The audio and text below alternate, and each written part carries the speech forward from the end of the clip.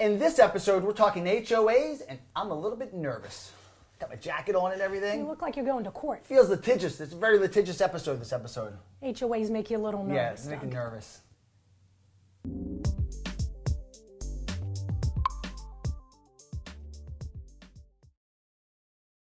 And we're back, episode number 4, HOAs, Jill. I got a little nervous. I had to put a jacket on. I thought I was going to court. HOAs. Tell our audience, what's a homeowners association? Well, a homeowners association really strikes a different chord in many people. Love them or hate them, it is the governing body for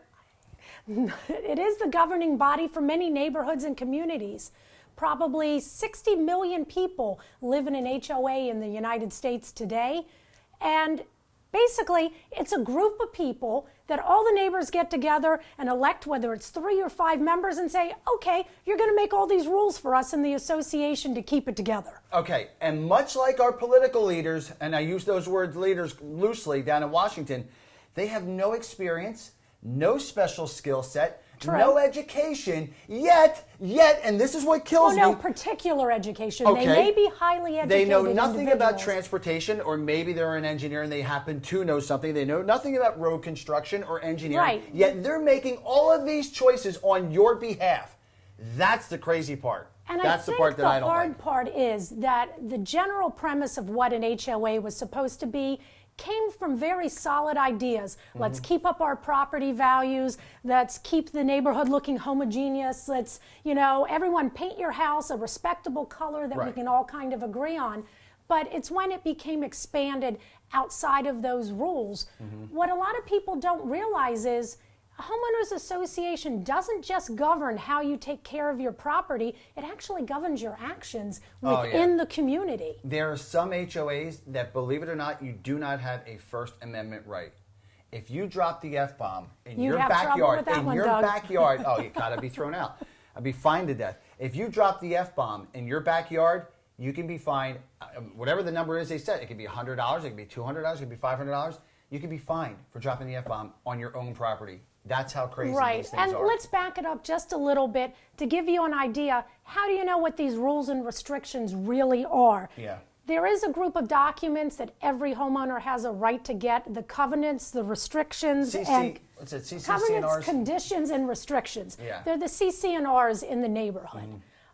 What you sign, and by the way, no one signs them. I mean, everybody signs it, but no one reads them. I don't know, or maybe somebody does. I didn't read it. You didn't read it. I didn't read it, and I'm the numbers and the detail you're the analyst person. of the team, and you didn't even read it. Everybody you're in settlement, you're like, sign here, sign here, sign here. Sellers, you even have to, and agents, this is a little tip for agents.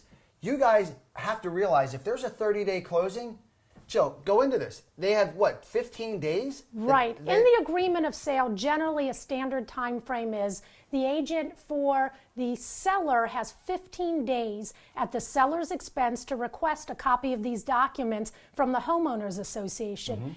Based on the community laws, they are required within 10 days to respond. Yeah. Doesn't mean it always happens. And then after that 10-day response period, you deliver it and have notification of receipt from the buyer. The buyer has a 5-day period in which they can review these documents. They can read. And then bail. Up until 5 days. So sellers, no other reason. Think about that, sellers. When you're in a homeowners association, your deal could literally hinge on whether or not this buyer likes those CCNRs. Right. You could have made it all the way through negotiations, right. You think you're inspections. done, and that's it. At the 11th hour, I'm out. I don't want to be fined for dropping the F-bomb in my backyard. So sellers, be on the lookout. And buyers, agents, especially, be mindful going in. Yeah, and agents be aware. Be aware. Get these documents. It's another episode, Jill. Trifecta of information for buyers, for sellers, for agents. Right. And love the wire. And a great thing to think about is, really, if you're deciding, is an HOA right for me? Is this neighborhood right for me? Great thing to do. Go to the neighborhood. Yeah. Talk to the neighbors. Talk to some of the neighbors. Interview the Ask board them members. what they think of the board, what they think of the HOA. Some HOAs, listen, Jill and I are aware of quite a few, as a matter of fact. Not all HOAs are bad. Right. Okay, they keep the car carcasses out. They keep the construction vehicles out and things like that. So they're good in that regard. And some enforce the laws, the rules are much more strictly than others do. Or maybe to their own use and what they interpret it to be the benefit of the greater good of the community. We right down the street with our friend JB where he lives. They're very, very loose. And as a matter of fact, all the neighbors kind of say, okay, do we care that there's a couple of basketball courts and the kids are having fun? No. So they really, and that's the way it really was intended. It should be. That's the way it should be. What about we lived in Vegas for almost 5 years. Yeah. Great example, gated community. Nightmare. We chose an HOA because it was the type of environment we wanted our children to be raised in. We thought. New construction went there, gave us the 3-inch packet of CC&Rs, took it. You're getting ready to sign your agreement. You go, okay, great. You stick it over to the side. Well, little did we know. 3 months later, we get a knock on the door because we painted a wall. We made a custom wall. We painted a wall, and it wasn't part of the palette. It was the wrong shade. It was the wrong shade. Of tan. It was absolutely appropriate, and I fought back. I went ballistic.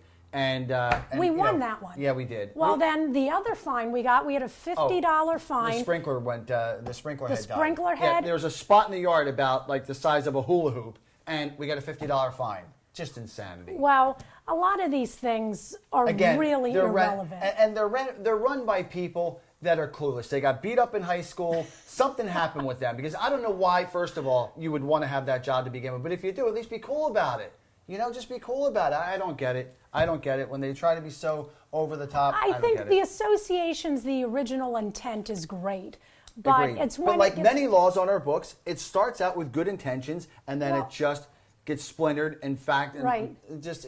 Well, now you're paying these monthly dues. I'm all upset already. I feel like I'm going to court. All right, See, okay. I'm going to calm you down here. I'm going to talk for a little bit. I don't like you can HOAs. Catch your breath. I don't like HOAs. Matter of fact, wait. Let me segue right here. We have a listing coming out, $1,150,000. A beautiful 7,500 square foot home on almost 4 acres, just Unionville School District, and no HOA. No HOA. We're going to throw a picture up here. We're going to get rid of that board and we're going to throw a picture up. We're going to pull something up, but we're going to, that's what I'm thinking, Jill. You know what? Anyway, let's get back to this episode. So, now I lost my train of thought here. See? Many of these associations have community things like a swimming pool, tennis courts, walking trails, the entrances, and your neighborhood dues are what pay to keep all of this up. Yeah. What happens though when your association isn't doing the job that you expect them to be doing? It looks run down, the landscaping's a little worn. Should you Pocketing the money? Well, let's hope it's not going to the embezzlement phase, but what should you do? Do you keep paying your dues into an organization you feel is not looking out for your best interests? Yeah, well, the answer is yes. Yes. You do, because in some states where, as Jill mentioned earlier, they've got a what is it, super lien?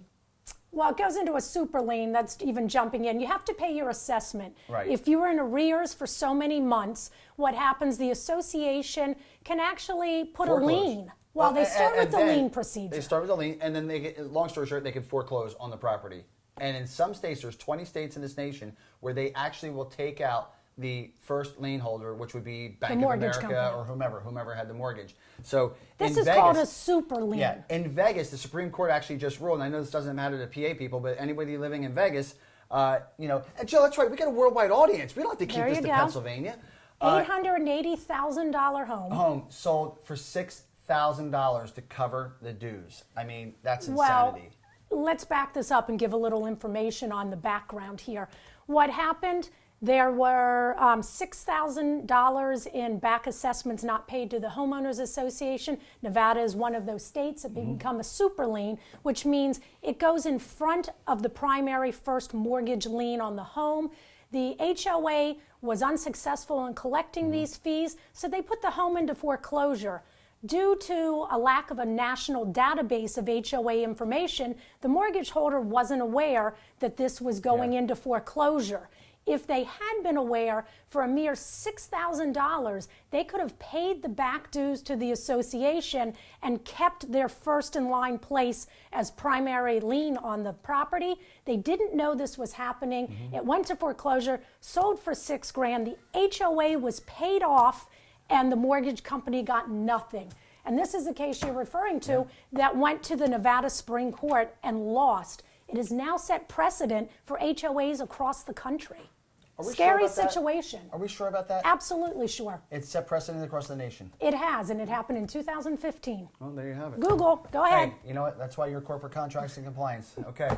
Well, that's it for this episode. Hope you've gotten something out of this. We're certainly having a lot of fun doing this. We know you have a lot of places on the web to spend your time. Thank you for spending some of it with us. Thanks so much. Glad to talk to you. All the Twitter, Facebook, Pinterest, LinkedIn, all that stuff is down below. And again, thanks for spending some time with us. Until next time, I'm Doug. And I'm Jill. Thanks for watching.